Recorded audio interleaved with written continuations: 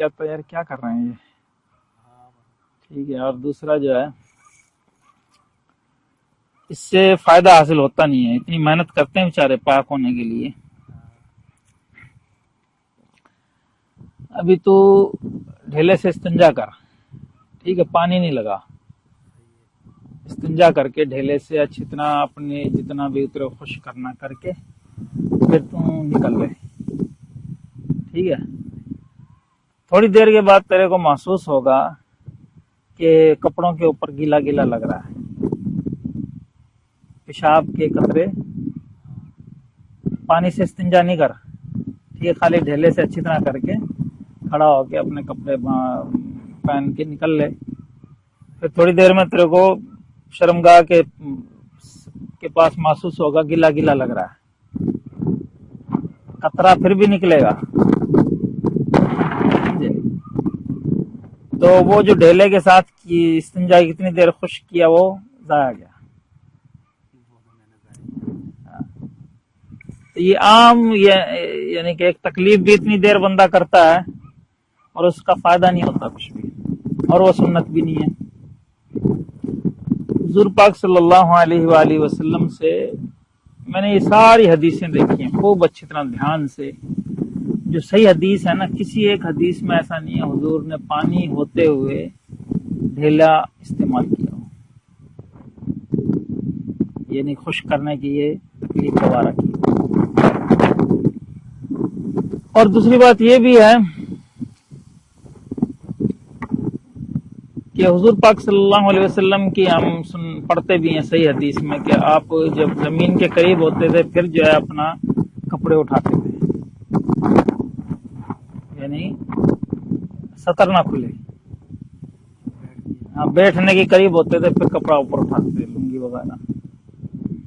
اور ایسے ہی پھر اٹھتے وقت کرتے ہوں گے، یا آدمی ہو یا جو غیر مسلم ہوں یا ایسے جو نئے لوگ ہوں جو دیندار نہیں ہیں، ٹھیک ہے، وہ تو کہیں گے یار یہ کیا کر رہے ہیں، موضوع پہ لکھی ہیں.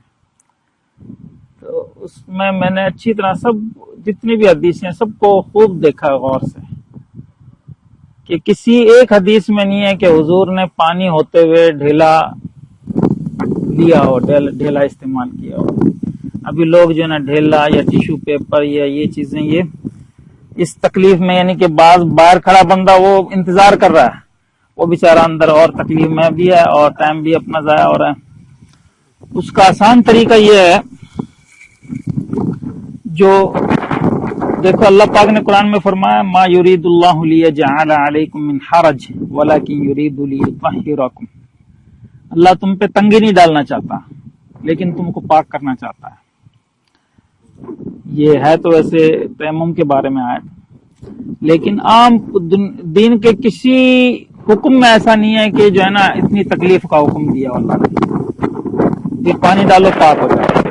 صابن کی ضرورت نہیں، کپڑے دھونے نہانا ہے، پاک ہونے کے لیے صابن کا دیا ہو یا کہیں بہت زیادہ سختی کی ہو کہ ایسے دھو، ایسے پاک کرو، ایسے صاف کرو.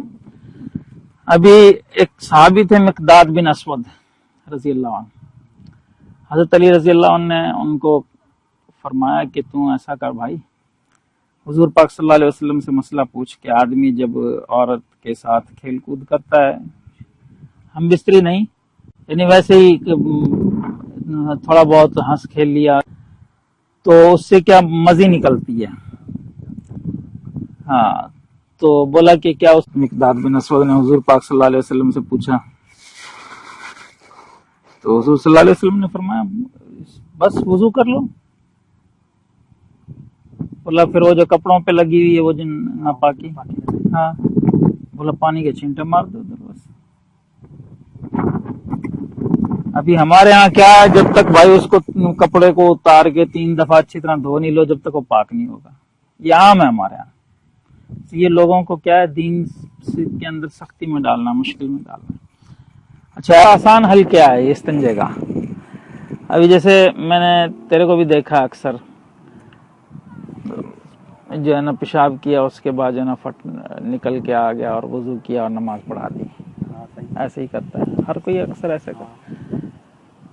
تو اس کا سب سے آسان طریقہ یہ ہے کہ پیشاب ہمیشہ جو ہے نا 2-4 منٹ پہلے کر لے، بس وضو کرنے سے 4-5 منٹ پہلے کر لے.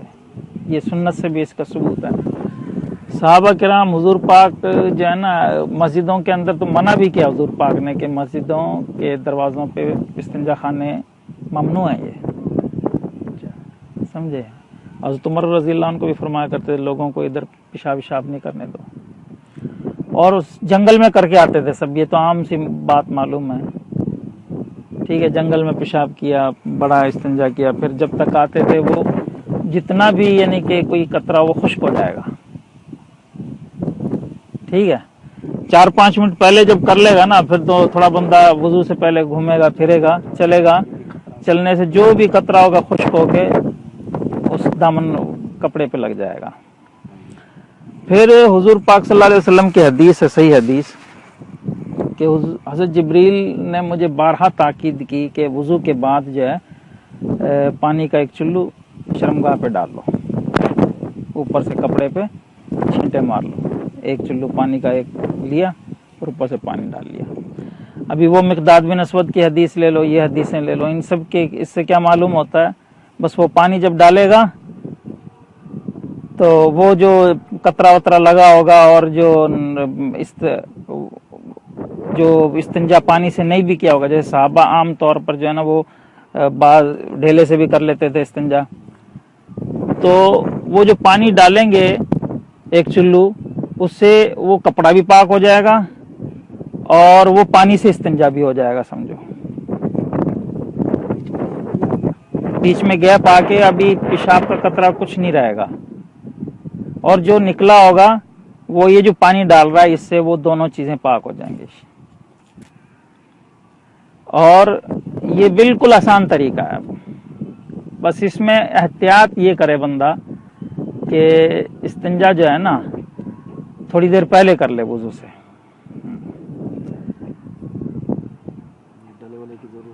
ہاں، کسی چیز کی ضرورت ہی نہیں ہے. میں نے دیکھا بھائی، اپنا ایک بھائی کو دیکھا میں نے، اس نے الگ کپڑے بنا رکھے ہیں، نماز کے الگ اور پیشاب جیسے عام زندگی کے الگ کپڑے، نماز کے ٹائم الگ کپڑے پہنتا ہے. تو یہ دین میں تنگی ہے نا، تکلیف ہے. اور ایک کو میں نے دیکھا وہ کپڑا ادھر رکھتا ہے، یعنی کہ جو ہے نا پیشاب کرنے بعد الگ کپڑا لے کے بس وہ کافی دیر تک اس کے ساتھ خشک کرنے کی اس میں لگا رہتا ہے بیچارہ. تو اور دوسری بات یہ بھی ہے کہ اس ٹائم جتنا بھی تو خشک کرے گا نا، وہ کیونکہ دماغ تیرا جو ہے نا وہ پیشاب کو روکے ہوئے ہوگا، اس کی طرف توجہ جب تک رہے گی نا پیشاب کرنے بعد، ہاں وہ قطرہ نہیں آئے گا اس وقت تک. جب وہ بندہ اپنے سارے ہیلے بہانے ٹوٹکے کر کے ہٹے گا اور کپڑے پہن کے پھر جو نکلے گا پھر آئے گا وہ. اسی وجہ سے یہ ایک سنت ہے، لازمی سنت ہے یہ جو ہم نے چھوڑی ہوئی ہے. وضو کے بعد ہمیشہ ایک چلو پانی کا لے کے شرمگاہ پہ ڈالنا. اچھا، اور فائدوں کے علاوہ ایک یہ بھی ہے کہ نماز کے اندر جو ہے نا شیطان کے خلل سے محفوظ رہے گا. اکثر شیطان کا کام کیا ہے؟ حضور پاک نے سے کسی نے پوچھا یا رسول اللہ، ایک آدمی نماز میں محسوس کرتا ہے کبھی ہوا نکلنے کا یا کچھ، تو کیا کرے؟ نماز توڑ دے؟ بولا نہیں، جب تک اچھی طرح یقین نہ ہو کہ ہوا نکلی ہے یا آواز نہ آئے تو اسی طرح جب تک وہ نماز نہ توڑے. اسی طرح اکثر ایسا ہوتا ہے کہ جو ہے نا لوگ اس بیماری میں ہیں بیچارے، نماز کے اندر وہ سارا سکون شیطان برباد کر دیتا ہے کہ یار قطرہ نکل گیا، رکوع میں قطرہ نکل گیا، جھٹکے جیسے کھانسی ہوئی تو تھوڑا سا قطرہ نکل گیا. نہیں، جب ڈال لے گا نا شرمگاہ پہ تو پھر جو بھی محسوس اس کو ہو وہ یہ اس کے دماغ میں اپنے کو تسلی دے لے کہ نہیں، یہ وہی پانی ہے جو میں نے وضو کے بعد ڈالا تھا. ہاں، یہ اکثر چائے پیتے ہیں نا لوگ زیادہ، اور مثانہ کمزور ہوتا ہے جب، پھر یہ بیماری یعنی سب کو تو نہیں کہہ سکتے لیکن عام ہے یہ، جو خاص طور پر ان لوگوں میں جو یعنی کہ بیٹھے رہتے ہیں، لکھ پڑھ کا کام ہوتا ہے جن کا، اور جسم اس کے. یہ بات کرنے کا مقصد یہ تھا کہ اکثر کافی جو ہے جیسے تبلیغ میں ادھر ادھر جو ہے دیکھتے ہیں وہ نوجوان ایسے کر رہے ہوتے ہیں ہاں یہ تو عام کرتے ہیں نوجوان کیا، یعنی کہ تو اصل میں ایک حدیث ہے، نہیں یہ وہ اس وجہ سے نہیں کرتے ہیں، وہ ایک حدیث ہے، اس حدیث کا جو ہے نا یعنی مطلب صحیح نہیں، الٹا لے آنا ہے۔ الٹا کہہ لو یا کچھ کہہ لو، ایک حدیث حضور پاک صلی اللہ علیہ وسلم کی جس کا مفہوم ہے کہ عذاب قبر جو ہے پیشاب کی وجہ سے ہوتا ہے، صحیح ہے، ہاں یہ بالکل ٹھیک ہے، پیشاب سے نہ بچنے کی وجہ سے ہے کہ پیشاب سے بچو، پیشاب سے بچو، ہاں تو ابھی وہ اس خیال سے کہ جو ہے نا یار پیشاب جتنا بھی آ رہا ہے ہم اس کو خشک کر لیں۔ اگر یہ بات ہے پھر تو جو رگوں میں پیشاب ہے اس سے بھی بچیں، اس کو بھی کسی طرح خشک کریں، بلکہ جو مثانے میں ہے پیٹ میں ہے اس کو بھی کسی طرح خشک کریں، وہ بھی تو آپ کا حصہ ہے۔ تو میرے بھائی یہ دین کے اندر تکلیف مالا یطاق ہے، اور اللہ کسی ایسی چیز کا حکم نہیں دیا کرتا جو آپ کے بس میں نہیں ہے، اور اللہ کا حکم لا تغلو فی دینکم، اپنے دین میں غلو مت کرو، یہ حد سے زیادہ اپنے آپ کو تکلیف میں مت ڈالو۔ کہ دین کے اوپر کوئی غالب آنے کی کوشش کرے گا تو دین ہی اس پر غالب آ جائے گا، کوئی دین پر غالب نہیں آ سکتا، یعنی وہ اپنے آپ کو تنگی میں ڈالے گا، مشقت میں ڈالے گا۔ تو میرے بھائی ہم سنت پر چلیں اور اپنے آپ کو سہولت میں آسانی میں رکھیں، اور اسی موضوع سے متعلق چند پیج میں نے PDF فائل کے نیچے ڈال دیے ہیں، وہ آپ لوڈ کر کے اپنے موبائل میں PC وغیرہ میں اس کو پڑھ سکتے ہیں، تو صرف اسی موضوع سے متعلق ہیں، اپنی کتاب سنتیں اور غیر سنتیں اس سے ماخوذ ہیں چند پیج، اور آپ میرے چینل کو سبسکرائب بھی کر لیں، تو اس سے فائدہ یہ ہوگا کہ اس طرح کی دینی اہم معلومات کی ویڈیوز آپ تک اس کو پہنچتی رہیں گی، اور یہ آپ اپنے دوستوں دینی احباب کے ساتھ شیئر بھی لازمی کریں، تاکہ نبی کی سنتیں اور دین کو آگے پہنچانے میں آپ کا بھی حصہ شامل ہے۔ السلام علیکم ورحمۃ اللہ۔